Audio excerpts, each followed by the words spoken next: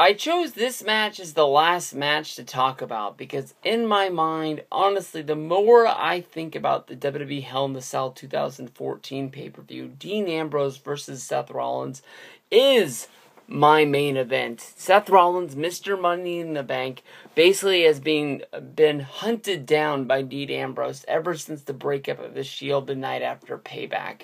A lot of people are thinking that Hell in a Cell might not be a great pay-per-view, basically because there is no WWE Championship match. Looking back just a few months ago, WWE Payback 2014, because of the injury of Daniel Bryan, Evolution was the main event going up against the Shield in a great match. It ended up being the last match for the Shield the night after. On Monday Night Raw, in the main event, basically Seth Rollins hit Roman Reigns in the back with a steel chair, and then as he was in complete shock, Dean Ambrose was hit by a curb stomp from Seth Rollins as well to put, just sort of the exclamation points on everything that went down. Of course, from there, Dean Ambrose and Seth Rollins were added into the Money in the Bank match because Triple H put Seth Rollins into the match, took him under his wing, joined the Authority, and basically was on the sure route way to becoming a future champion for the WWE. Some might think that it was almost put into the evolution process where he was put under the wings of Triple H to sort of be pushed in the right direction to where he could become a future star of the WWE. Lots of stuff you could see from the documentary that came out about the Shield on their way to SummerSlam, basically talking about Triple H's way of finding Seth Rollins and Seth Rollins' trip through NXT as one of the first emerging superstars. Of course, when he was first brought up as a member of the Shield, he was still NXT champion while they were trying to find a way to get the title off of him before passing it to Biggie Langston along the way. And you saw all the roadblocks Seth had to go through, basically by being the ROH champion and then basically being approached by another organization, I would guess would be TNA. Basically, called John Laurinaitis and almost laid it out on the table, like, you're either going to sign me right now or you're going to lose me, because I have to sign with these guys. If you guys don't sign me, it means you guys don't want me, and I'm trying to build my career up as big as I can get, and this is the next road that I have to take, basically blackmailing John Laurinaitis into signing him and bringing him on board. And from there, he was under the teaching of Terry Taylor, bringing him along all through there. So basically there's a long line that gets Seth Rollins to the point that he's at now, of course, going under the teaching and schooling of the NXT program. And it looks like he might be the first guy to come out of NXT to become a future champion. But then again, he's carrying around a Money in the Bank briefcase that isn't really worth a damn if you can't really cash it in on your champion because he's not at shows. I mean, what is it worth? I mean, is there some sort of a stipulation in the contract saying that you have to go after those titles? Could he cash in like the Feast or Fired? Can he go after the United States title or the Intercontinental title? Maybe even, hell, if you're dumb enough, cash him in on the WWE Tag Team Championships. Take those son of a bitches off the Gold Dust and Stardust. I got no clue, but it just sort of makes the Money in the Bank not worth anything if the damn champion's not around. And I don't want to really go on a tangent about Brock not being there because I still think that this is going to be a good show.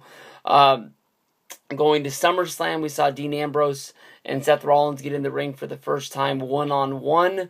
From there, basically it was a lumberjack match, something right out of In Your House from back in the day.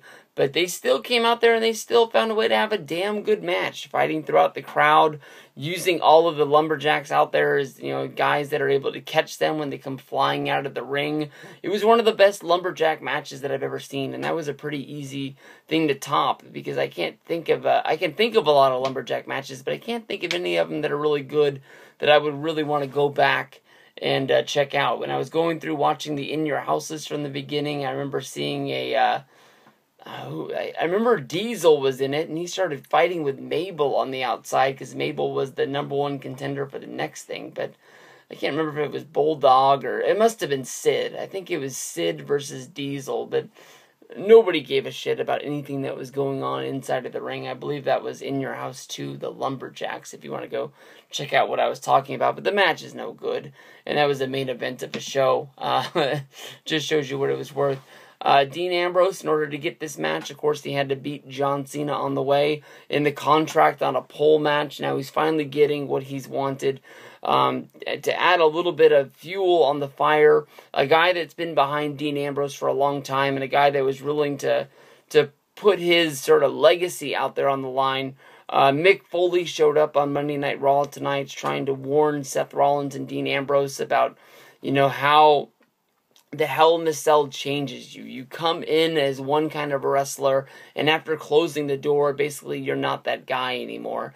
It was a good promo, but honestly, the whole time I was watching it, I had remembered the promo that Tim White had done years in the past, talking about how his career was ended with his shoulder injury when he was refereeing Chris Jericho versus Triple H Hell in the Cell match, and how basically he sort of thought Hell in the Cell had ended his career. Took it to the point where WWE was running, vignettes of Tim White trying to kill himself back in the day, something that they thought was going to be very, very pop culture-y, talking about suicide, and nobody cared about it. People make jokes about it today, and it's the first thing you think of when you walk into WrestleMania Access, and Tim White is there as one of the agents helping the superstars. It's one of the first things you think of, but this, to me, honestly, is going to be my main event. It's the match that I've been looking forward to for a long time. It's one of the reasons why Hell in the Cell was created, for a feud for like this. I hope that they do it right, and somebody beats somebody to the point where they go off in their different directions. And Hell in the Cell should always be the exclamation point on a career. I'm sorry, the exclamation point on a match. It's where you should end every feud. You should never have a Hell in the Cell match and then what, that was so good, let's do this one more time, but let's do a regular match just to see who the better man is. Hell in the Cell is basically to keep everybody out and keep everybody in and find out who the toughest dude is out there. Use that cell, use the ring post, use the stairs. I'm guessing more than likely that even underneath the ring, there's going to be, chairs and all sorts of things to use it. I know that Hell in the Cell isn't what it once was because of the no blood policy, but I think you can still find a way to use those things and still find a way to have a good match.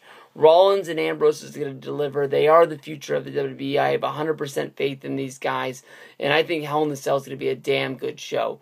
Let me know what you guys think of it. Thank you guys for checking out STS Radio. I had a ton of fun finishing up this, and I hope you guys check me out after Hell in the Cell for the post-wrap-up show.